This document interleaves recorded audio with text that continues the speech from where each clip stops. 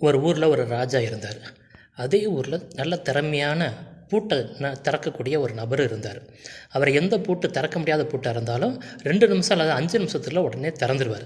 அப்படிப்பட்ட திறமையான ஆள். ராஜா அவரை கூப்பிட்டு ஒரு கூண்டுக்குள்ளே அடைச்சார். அடைச்சிட்டு அவர் சொல்கிறாரு, நீ இந்த கூண்டுக்குள்ளே உள்ளே போயிட்டீன்னா, உள்ளே போன பிறகு நான் அந்த பூட்டு வச்சு நான் பூட்டிடுவேன். பூட்டின பிறகு நீ உன்கிட்ட எந்த பொருள் வேணாலும் வச்சு நீ அந்த பூட்டை திறந்து நீ வெளியே வந்துடலாம்.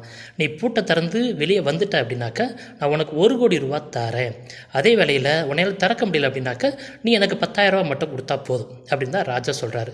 இப்போ என்ன, அதே வேளையில் அந்த பூட்டை நீ திறக்கிறதுக்கு முன்னாடி அந்த கூண்டுக்குள்ளே தண்ணி வந்துக்கிட்டே இருக்கும்.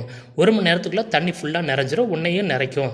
அதனால் நீ பாரு அப்படின்றாரு. உடனே அவனும் சம்மதிச்சுக்கிட்டு அந்த கூண்டுக்குள்ளே போயிட்டான். போனோடனே தண்ணி வர ஆரம்பிக்குது. இவனு கையில் இருக்கிற எல்லா வகையான பொருட்களையும் எடுத்து திறக்க முயற்சி செய்கிறான். ஆனால் எந்த காரணம் கொண்டு இவனால் திறக்க முடியவே இல்லை. 1 மணி நேரம் ஆன பிறகு தண்ணி நிறைஞ்சிருச்சு, திறக்க முடியல. உடனே ராஜா போய் திறந்து விட்டு அவனை வெளியில் கொண்டு வராரு. வெளியில் கொண்டு வந்த பிறகு தான் தெரியுது அந்த பூட்டு அங்கே பூட்டப்படவில்லை அப்படின்ட்டு தெரியுது. இதனால் நம்ம கற்றுக்க வேண்டிய விஷயங்கள் என்ன, செய்ய வேண்டிய விஷயங்கள் என்ன அப்படின்னாக்க, எப்பொழுதுமே பதட்டப்படாமல் எதை செய்தாலும் நம் கண்டிப்பாக வெற்றி பெறலாம் அப்படிங்கிறதுல இந்த விஷயங்கள் நமக்கு சொல்லுது. தேர்வாக இருந்தாலும் சரி, மற்ற எந்த போட்டித் தேர்வுகளாக இருந்தாலும் சரி, இல்லை எந்த பிரச்சனை வந்தாலும் பதட்டப்படாமல் நிதானமாக செய்கின்ற பொழுது கண்டிப்பாக அது நமக்கு வெற்றி உண்டு அப்படிங்கிறத இந்த நிகழ்வானது நமக்கு சொல்லி காட்டுகிறது.